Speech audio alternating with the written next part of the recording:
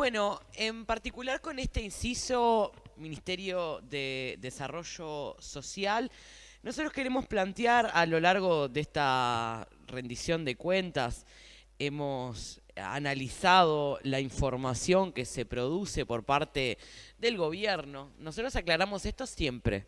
Los datos que manejamos no son datos que son percepción de la banca del Frente Amplio. Para eso OPP y Presidencia recibe los datos que envían los incisos y no son ideas locas de quienes ocupamos una banca en la oposición, sino los datos que muchas veces el propio oficialismo no revisa, los que manejamos aquí. Y esto está todo publicado en la página del Ministerio de Economía y Finanzas, en la nube del Parlamento, y además le ha llegado a todos los señores legisladores. Cuando nosotros hablamos, por ejemplo, de lo que mencionaba la diputada Núñez, a quien le reconozco la honestidad intelectual en el hecho de señalar, acá no se está refundando nada, sino se está tratando de fortalecer, porque es cierto, no hay muchas nuevas iniciativas que disten de lo que ya se venía haciendo, y eso me parece que es ante todo de una honestidad que hay que reconocer desde la oposición cuando muchas veces los discursos van en otro sentido. Pero además, cuando hablamos de transparencia, hablamos de los mecanismos para evaluar la gestión. Es decir, una cosa es que Mides publique las medidas que va tomando y otra cosa es que nosotros podamos revisar los indicadores que tienen que ver justamente con los cumplimientos de gestión a los que se compromete. El observatorio de Mides, por lo menos en las publicaciones que hace en su página, seguramente a esto se vaya a referir la diputada Ana Olivera, está desactualizado hace un par de años ya, ¿no? Y a eso nos referimos, no a qué medida se tomó, porque además eso se hace en varias conferencias de prensa, muchos titulares en los diarios, redes sociales, eso lo conocemos todos.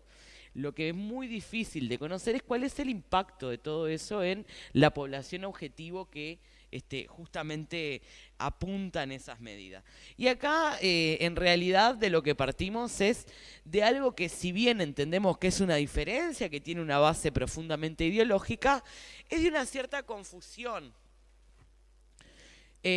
Nosotros escuchamos a lo largo del año 2021 y 2022 que este gobierno invertía más en políticas sociales. Bueno, eso es una gran mentira. Una gran mentira. En realidad es parte de una confusión que pasa por el reduccionismo de lo que es la base de la política social a lo que es la política de transferencias.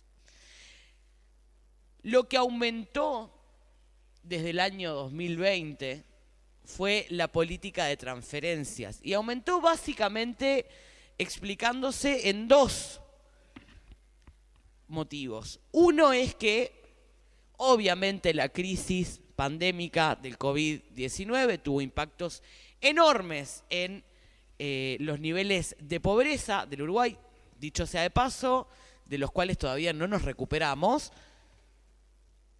Y entonces hubo que asistir a 100.000 personas más que cayeron en pobreza en el año 2020, producto de la destrucción de empleo, de la fragilización de la protección social, del enlentecimiento de la economía, y estuvo muy bien. ¿Habrá sido suficiente? Bueno, seguimos de esas 100.000 personas que cayeron en pobreza con unas 65.000 que se mantienen en el año 2021, se mantuvieron en la misma situación con respecto a 2019. Y después hay otra que es un asiento contable.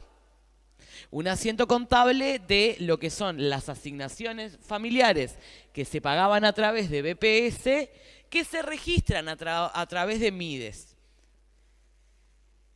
Cuando uno revisa en realidad el gasto en políticas sociales, ¿qué compone la base de las políticas sociales y la protección social de las personas en un Estado?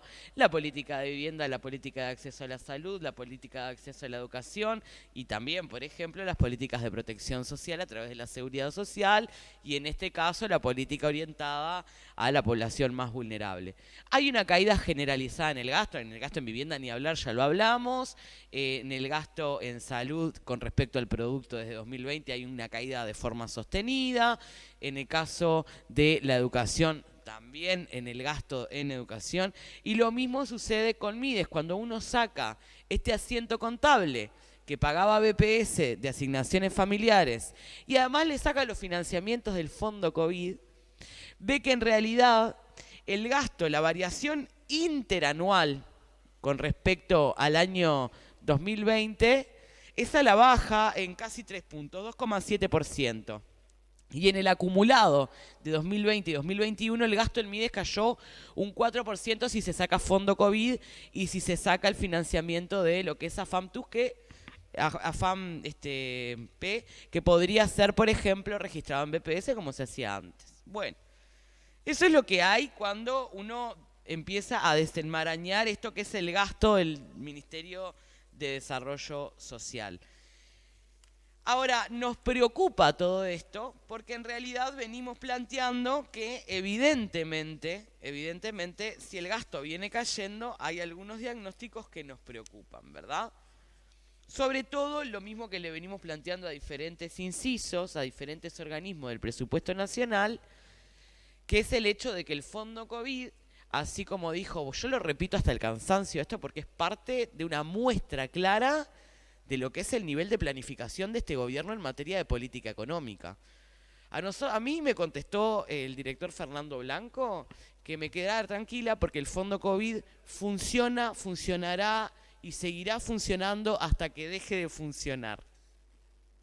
Esa es la planificación en materia de política económica. Ahora, la proyección fiscal que trae el Ministerio de Economía es que fondo COVID ya no se registra después del año 2023.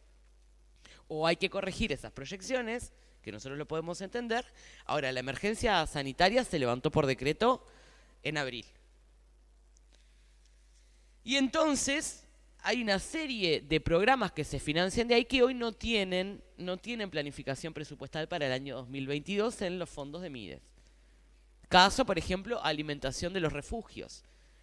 Uno dice, bueno, conociendo cómo son los impactos sociales de una crisis pandémica y de destrucción de empleo y todo lo que nosotros conocemos, una cosa es levantar la emergencia sanitaria en términos de un decreto, por lo que implica la sola declaración de la emergencia sanitaria, pero no podemos pretender que la gente salga de forma automática de una trayectoria de pobreza y vulnerabilidad, es decir, y eso se lo veníamos planteando a los diferentes ministerios que atienden esta situación.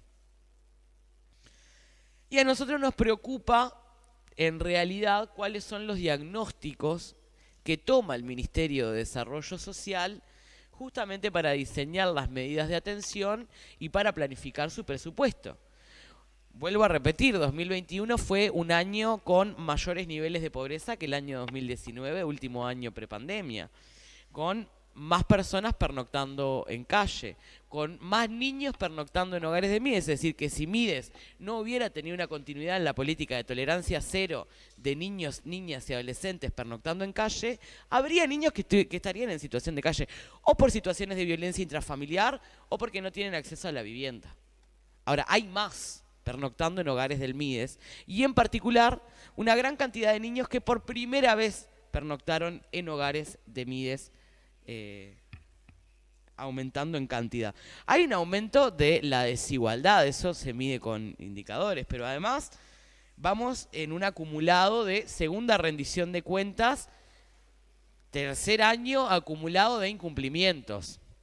Nunca se vio la sede central del Mides en Casaballe. Vimos el desmantelamiento permanente de programas de acompañamiento y repercute también, por ejemplo, en la inserción social de personas en extrema vulnerabilidad. O alguien piensa que un adolescente que sale de ser rehabilitado en el INISA no necesita un soporte de acompañamiento para poder, por ejemplo, conseguir actividad laboral, para dejar la delincuencia. Bueno, Jóvenes en Red, que era uno de los programas con los que se trabajaba el pre-egreso, fue el último programa que desmanteló Pablo Bartol antes de dejar el ministerio. Un día antes de irse del Ministerio de Desarrollo Social y avisarlo por Twitter, fue el último programa que cerró. No se retomó ningún programa que trabaje en ese sentido con adolescentes en nuestro país. Los incumplimientos en materia de primera infancia, presidente. La partida de primera infancia, de la que gargantearon acá los 50 millones de dólares, no la usaron.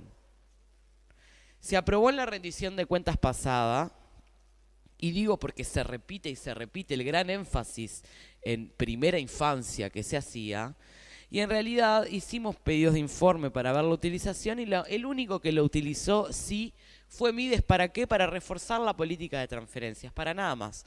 La atención integral del programa Primera Infancia recién arrancaría este año, porque en la última Asamblea General, hace un par de días, aprobamos la utilización de esta partida por parte de ANEP, INAU, ACE y Vivienda.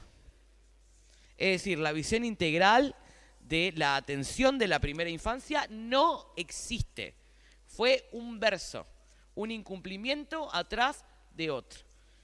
¿Dijimos que estábamos de acuerdo con la política de transferencia? Sí, ¿cómo no? Si nos pasamos 15 años escuchando que la política de transferencias estaba mal. Por eso reconozco la honestidad intelectual de la diputada Núñez, que reconoce que acá no se está refundando nada. Lo que reconocen es que la política de transferencias es efectivamente lo más rápido y acertado para interrumpir una trayectoria de vulnerabilidad y pobreza. Entonces, claro, hay discursos que se empiezan a caer. No hay nada nuevo bajo el sol, ¿verdad? Pero además hay una serie de medidas que se implementan en Mides, donde se nos viene a plantear, por ejemplo, algunos financiamientos que no entendemos. Hay un énfasis en decir que esta situación que se relata y que escribe el propio gobierno en sus datos es un relato del Frente Amplio, es el relato del palo en la rueda, es el relato del cuanto peor mejor. Bueno, mire, a nosotros nos llamó la atención la discusión en torno a las reestructuras de Mides que nunca se llegaron a concretar. Se crearon de 2 unidades ejecutoras, pasaron a ser 9. Es decir, 7 sueldos más de director. Sueldos aparece para todo el mundo. Cargos de dirección también. El Mides tenía una estructura, una estructura que iba a poner en funcionamiento, y por tanto en la ley de urgente consideración se le autorizó a usar más de 100 pases en comisión. Hasta que la reestructura estuviera pronta. Se había ido Martinelli y había dicho que se iba con la reestructura casi que en funcionamiento. Año 2022 seguimos sin saber cómo va a funcionar la nueva estructura del Mides. Otro incumplimiento, otro gran incumplimiento. Lo único que hicieron fue crear cargos de dirección y aumentar sueldo.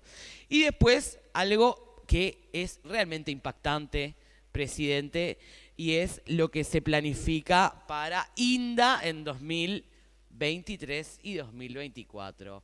La gran bolsa de recursos, la gran asignación de recursos en Mides se hace para cumplir con un programa de salud mental al que seguramente se van a referir otros compañeros y compañeras, y después, ¿sabe para qué? Para el INDA.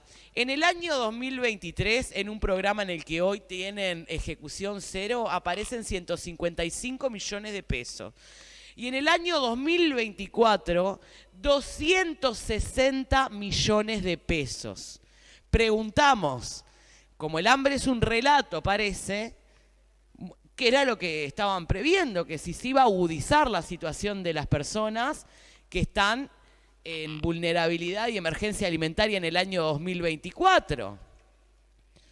Y nadie nos respondió, presidente. Ahora, ¿no llama la atención que se esté previendo la mayor asignación presupuestal para políticas de alimentación para el año electoral? Nos llama la atención porque si eso es un problema actual,